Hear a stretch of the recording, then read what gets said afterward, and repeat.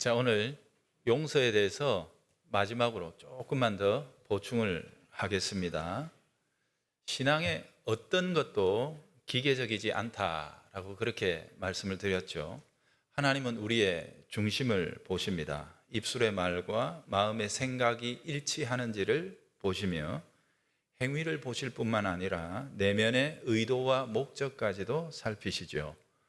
불꽃 같은 눈으로 감춰진 모든 것들을 보실 수 있기에 하나님은 특히 기만과 거칠애를 가증스럽게 여기십니다. 신앙은 정직과 진실, 곧 진정성의 문제이지 거칠애가 아닙니다. 따라서 무엇을 해도 진정성 있게 해야 합니다. 뉘우침도 그렇고 회개도 그렇습니다. 그리고 용서하고 용서받는 일도 마찬가지죠. 이런 틀 안에서 우리는 용서의 문제를 매듭을 지어 보려고 그럽니다. 자, 지난번이죠. 나는 용서해 주고 싶지만 상대가 전혀 뉘우침의 기미나 혹은 그런 게 없을 때 우리는 어떻게 해야 하는가, 이 문제를 조금 보충했죠. 기억나십니까? 첫째, 우선은 어떻게 해야 된다고요? 나 자신이 그것 때문에 복수심과 원망 혹은 미움의 감정에 사로잡혀 있지 않도록 스스로를 위해 기도해야 한다라고 했습니다. 두 번째는요, 그 사람이 깨닫고 참된 회복을 구하도록 위해서 기도해 줘야 한다 그랬죠. 용서해 주는 자가 이래야 됩니다. 예수 믿는 게 얼마나 참 힘겹습니까? 고상한 일이지만 힘겨운 일이라고 했죠. 세 번째는 뭡니까? 그렇게 참된 회복과 용서를 구하다 보면 지치죠. 그래서 아이고 내가 막 모든 거 대충 덮어버리고 끝내야 되겠다라고 성령께서 적절한 시기와 또 사인을 주시지 않았는데 사람이 성령님보다 더 앞서서 이 일들을 진행해 나가지 않도록 그렇게 주의해야 한다라고 그렇게 말씀을 드렸습니다. 감상적이고 분별이 없는 용서로는 참된 회복이 불가합니다. 그것으로는 악의 관행들이 끊어질 수 없다는 사실을 꼭 기억하라, 그렇게 말씀을 드렸죠. 우리가 살아가고 있는 이 사회에서는 참 안타깝고 좀 마음에 거슬리는 게 술 먹고 그랬다 그러면 대충 받아주는 풍조가 있습니다. 가볍게 여기지요. 소위 심신미약의 상태에서 그랬다라고 한 건데 제가 보기에는 그렇습니다. 이게 정말로 미개한 처사입니다. 오히려 그런 식으로 했다면 그게 습관이 되고 그게 핑계거리를 삼으려고 한다면 도리어 가중처벌을 해야 되는 거 아니냐 하는 겁니다. 통제 못할 것 같으면 안 마셔야죠. 스스로 근신해야죠. 저는 제 하고 싶은 대로 마실 것 다 마시고 술기운이라 그럽시고 하고 싶은 짓 다 해놓고 책임에 대해서는 면피하려고 하는 것, 참 비겁하고 치사한 일 아닙니까?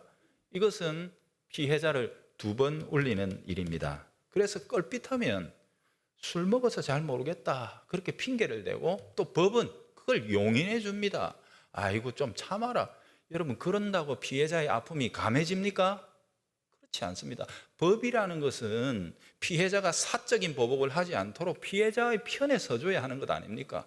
피해자가 힘이 세다면 법도 필요 없죠. 쥐어 박아버리면 되는데 보통 피해를 당한 자들은 약자들인데 법이 피해자의 편에서 서줘야죠. 이런 것들이 참 잘못됐다. 더 우선적으로 고려되어야 할 것은 피해자의 상태다. 이 사실을 좀 기억했으면 좋겠다는 거죠. 이처럼 우리 사회에 타인에 대한 악과 죄 그리고 용서의 문제를 가볍게 여기는 경향에 대해서 아주 일침을 가하는 이야기가 있습니다. 오늘 그걸 좀 소개해 드리려고 합니다. 영화입니다. 많이들 보셨을 거라 생각합니다. 굉장히 이슈가 되셨던 영화지요. 기독교가 관련돼 있어서 내심 불편한 것은 사실입니다. 이창동 감독의 영화 밀양이죠. 영화 속의 주인공은 신혜라는 이름을 가지고 있습니다. 우리랑 가깝죠. 믿을 신자 사랑의 자. 소망이 남았는데 소망이 뭐냐? 그 아들이었습니다. 남편이 죽었습니다. 밀양이라는 도시로 가고 싶어 내려갔습니다. 신혜에게 있어서 정말 마지막 남은 소망과도 같은 그 아들이 있는데 그 아들이 이 낯선 도시에서 유괴범에 의해 유괴되어 살해되고 맙니다. 이후에 시내는 절망의 나락에 빠지는데 그 속에서 신앙을 얻게 되죠. 그리고는 신앙에 과하다 싶을 정도로 막 몰두하고 몰입을 합니다. 그리고는 마침내 신앙의 힘으로 그 살인자를 용서하겠다라고 이제 교도소를 찾아가지요. 그러나 막상 교도소에서 대면했던 살인자는 이미 너무도 평온한 상태에 있는 겁니다. 그녀로서는 이 걸음이 결코 쉽지 않았었고 용서해 준다는 말 역시 절대로 쉽게 나올 수 있는 말은 아니었습니다. 하지만 악을 행한 자는 너무도 멀쩡한 사람으로, 아니 신앙이 아주 깊은 사람의 어법으로 그녀를 대하지요. 저는 주님의 은총으로 평안합니다. 여기 와서 하나님을 믿게 되었습니다. 저의 죄는 하나님께 용서를 다 받았기에 저는 평안합니다. 그 말을 듣는 순간 시내의 마음은 와장창 허물어지고 맙니다.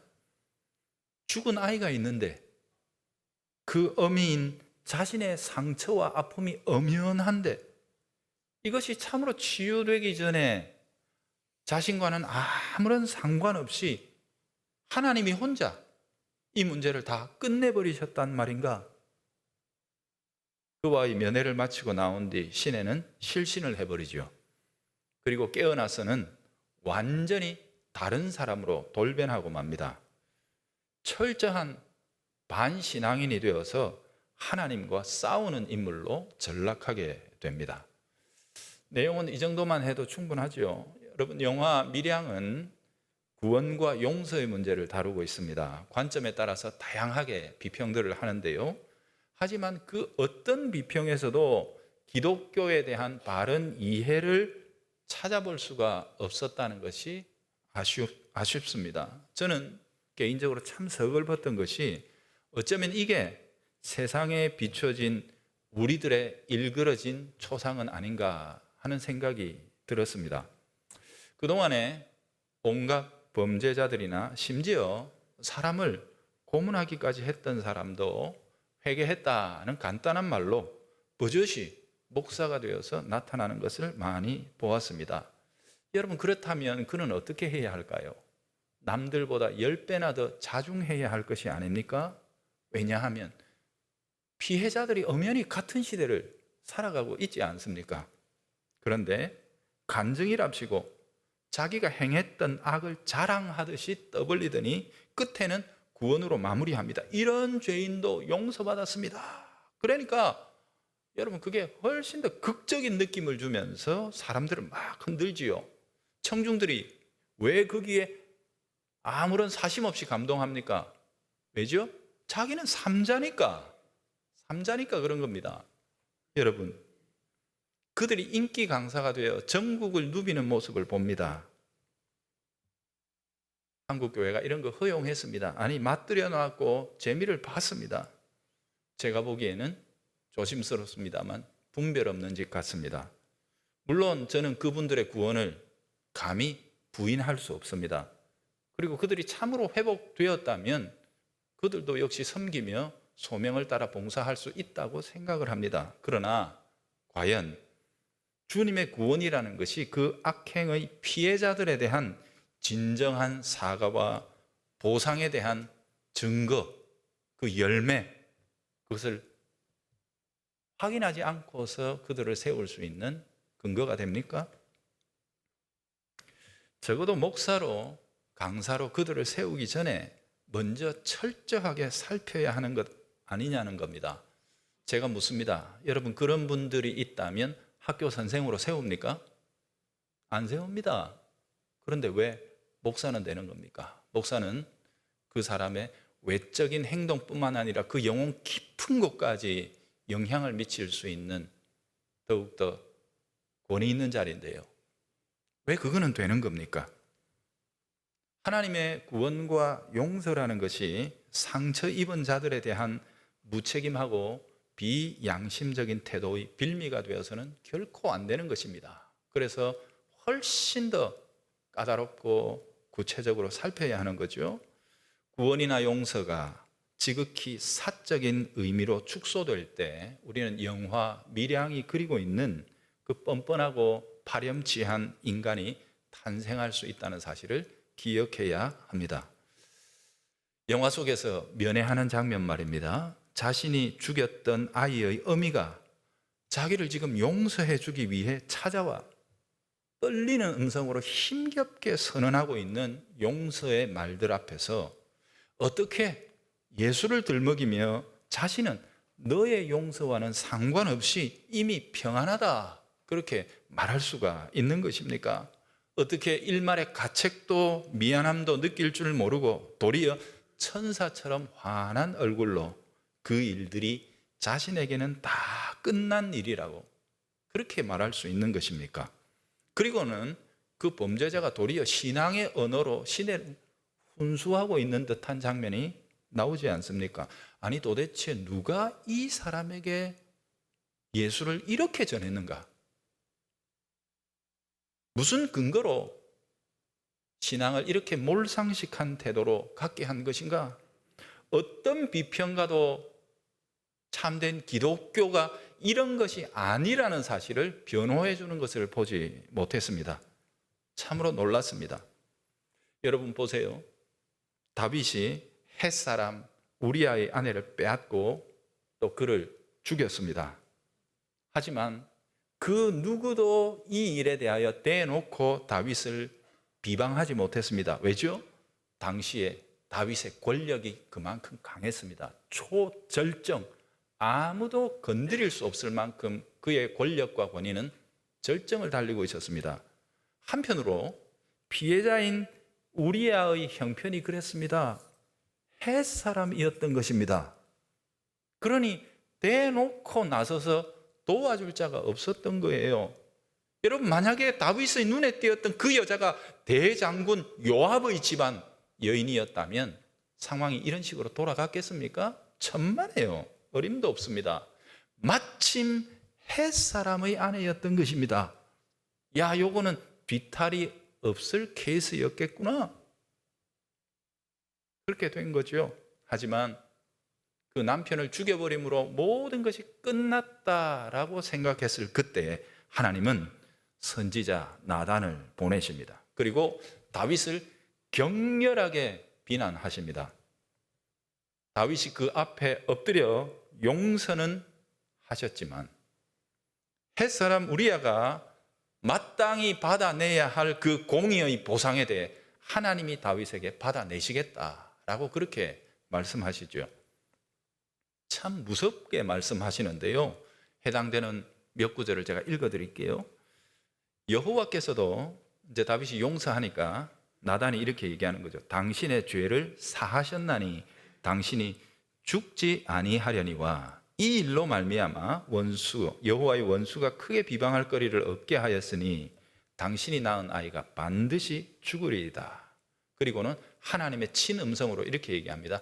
보라, 내가 너와 네 집에 재앙을 일으키고 내가 내 눈앞에서 네 아내를 빼앗아 네 이웃들에게 주리니 그 사람들이 네 아내들과 더불어 백주에 동침하리라. 너는 은밀하게 행하였으나 나는 온 이스라엘 앞에서 백주에 이 일을 행하리라. 여러분 나중에 다윗의 아내를 빼앗아 취한 자가 누굽니까? 아들입니다. 정말로 무섭게 하나님이 그 가정에 심판하시죠. 보세요. 하나님은 본래 이 일 때문에 다윗을 어떻게 하려고 하셨다고 그럽니까? 죽이려고 그러셨다. 너는 죽는 거다 이거는. 하나님은 다윗을 죽이려고 그러셨습니다. 그가 엎드려 하나님 앞에 처절하게 회개할 때 용서는 하셨을지라도 우리아를 위한 마땅한 보복을 하나님이 친히 행하겠다 그렇게 말씀하셨단 말이에요. 내가 네 집에도 재앙을 일으키마. 내가 네 아내를 빼앗아 남에게 주겠다. 여러분 이것이 힘이 있다고 권력이 있다고 남에게 악을 행한 자에 대하여 하나님이 그의 죄는 용서하셨을지라도 받아내시는 공의의 모습입니다. 만약에 영화 속의 그가 이런 하나님을 제대로 배우고 알았다면 자신은 이미 하나님께 용서를 받았으니 당신하고 사이에도 그 문제는 다 끝난 거요. 어떻게 이렇게 말할 수가 있겠습니까? 만약에 그에게 복음을 전했던 자가 하나님의 용서와 구원과 참된 회개가 무엇인지 그에게 제대로 가르쳤다면 그가 하나님의 구원을 자신을 위한 이기적이고 사적인 도피처로 악용하지 못했을 것입니다. 여러분, 우리는 얼마 전에 삭개오의 뉘우침이 어떤지에 대해서 보았죠. 그는 지나간 일들에 대해 아이고 예수님, 제가 지금부터 잘하면 안 되겠습니까? 없던 걸로 퉁치고 지금부터 잘할게요. 그렇게 했던가요? 천만의 말입니다. 자신으로 인해 발생했던 과거의 피해에 대해서 일일이 찾아 철저하다 못해 지나칠 정도로 민감하게 대응합니다. 보상하겠습니다. 그래서 목숨처럼 여기고 끌어모았던 재산을 거의 다 그 일에다가 쓰겠다라고 말하지 않습니까? 그 말과 중심을 보고서 주님은 선언하십니다. 오늘 이 집에 구원이 이르렀으니 그도 아브라함의 자손이다. 우리식으로 바꾸면 이게 구원이다. 이게 구원이다. 이게 주님 그렇게 말씀하고 계시는 것입니다. 제 신앙으로는요, 제 양심으로는요, 영화 속에서 범죄자가 얻었다라고 말하던 그 평안, 그것은 거짓이며 기만입니다. 그의 회개가 참으로 진정이고 진심이었다면 그는 피해자인 신의 앞에서 정반대의 태도를 취했어야 합니다.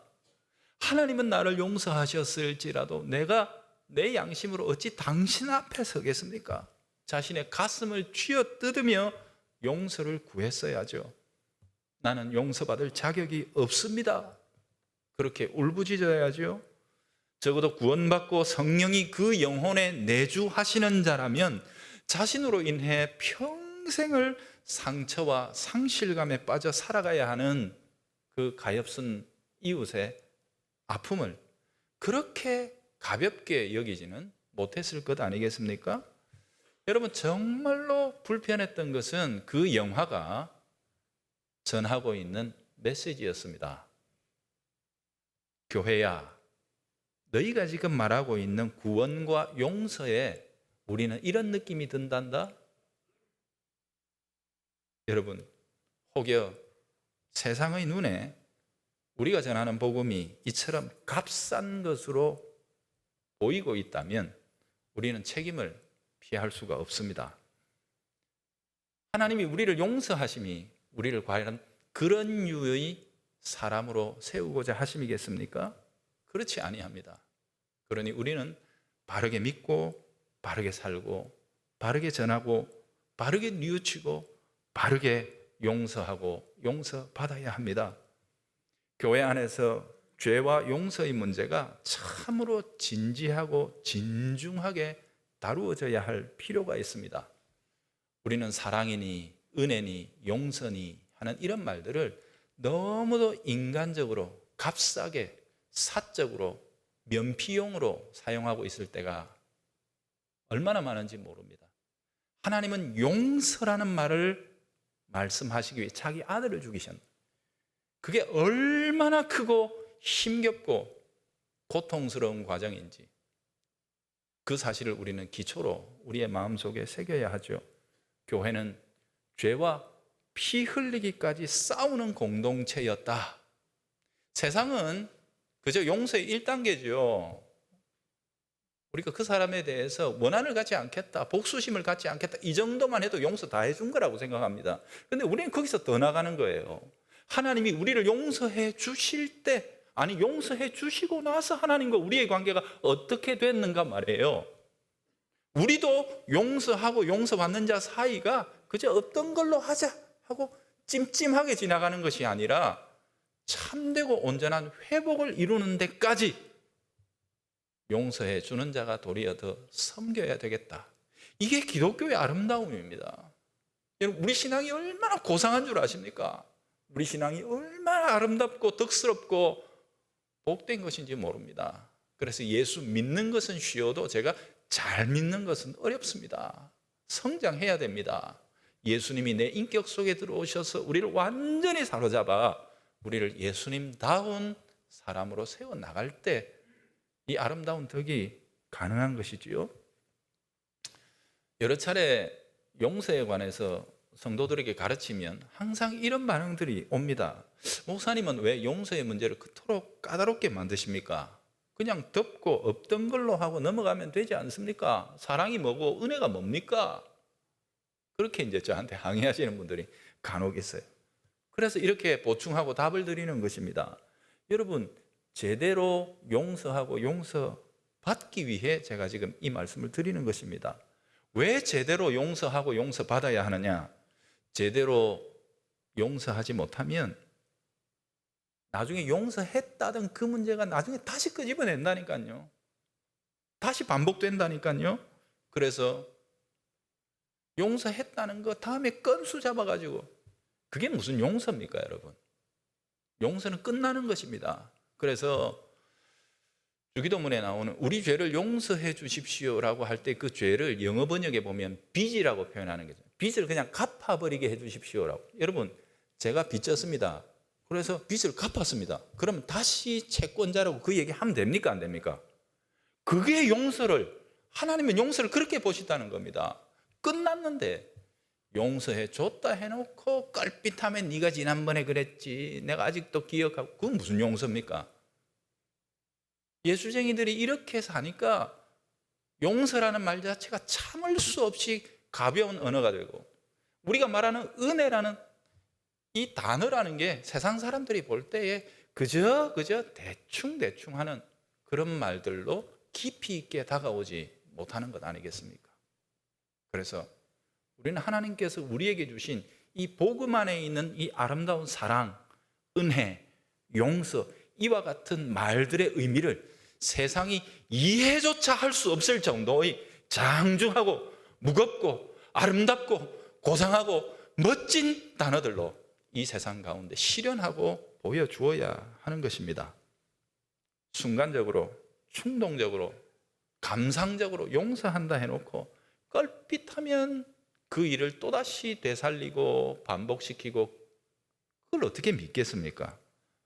그래서 우리는 적어도 용서라는 단어 하나를 꺼낼 때에도 이 용서 속에 하나님이 나를 용서하신 것과 같은 아름다움과 그 온전함이 드러날 수 있도록 하기 위해 우리는 준비되어야 하고, 용서할 때, 용서받을 때 그 속에서 참으로 진득하고 깊은 신앙의 덕이 흘러나오게 해야 한다는 것입니다.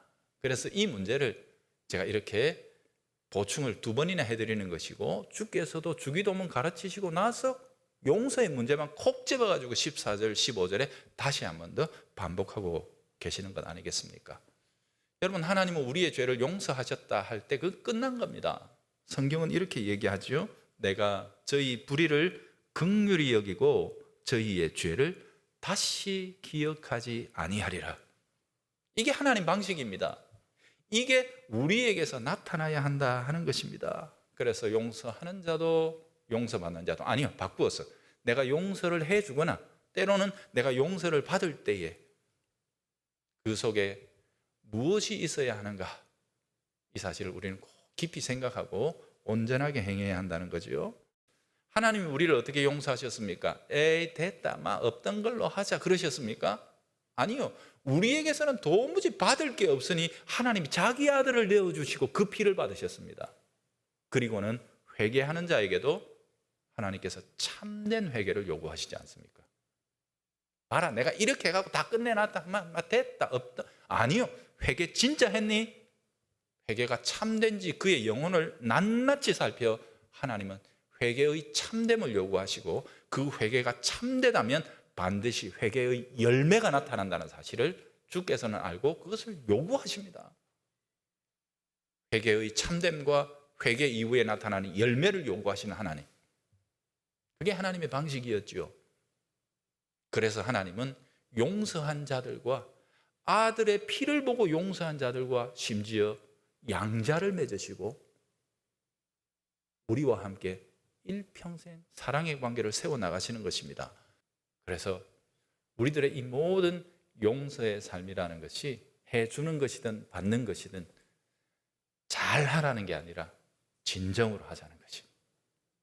그리고 우리의 이 모든 일들 속에 우리를 용서하신 하나님의 덕과 은혜가 나타날 수 있도록 해야 하겠습니다.